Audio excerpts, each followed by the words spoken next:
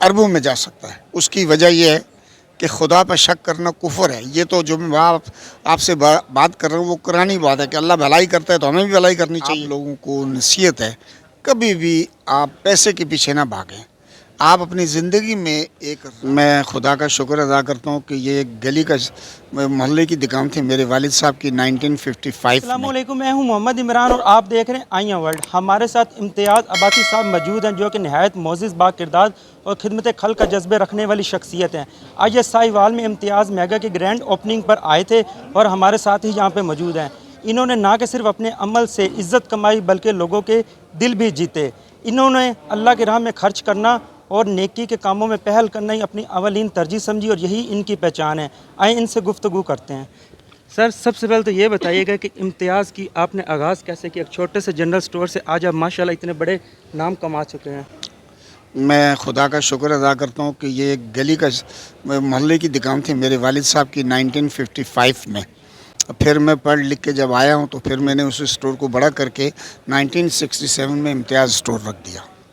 Sir, इस इम्तियाज़ के VN के पीछे मकसद क्या है?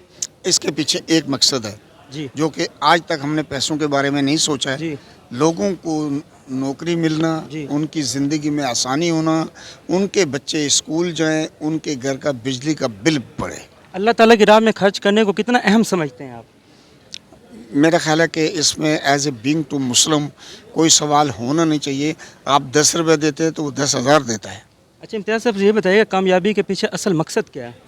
मैं आपको बता चुका हूँ असल मकसद आपकी नीयत है, आपकी सोच है, मुस्तकिल मिजाजी है और ख़ास तौर पर जहाँ पर आप खुदा के साथ भलाई करना शुरू करते हैं, क्योंकि रब का काम है भलाई करना। तो हम अगर भलाई करते हैं तो वो पार्टनर हो जाता है। आपने कभी बचपन में सोचा था कि आप सितारे इम्तियाज़ के इस सफ़र तक पहुँचेंगे?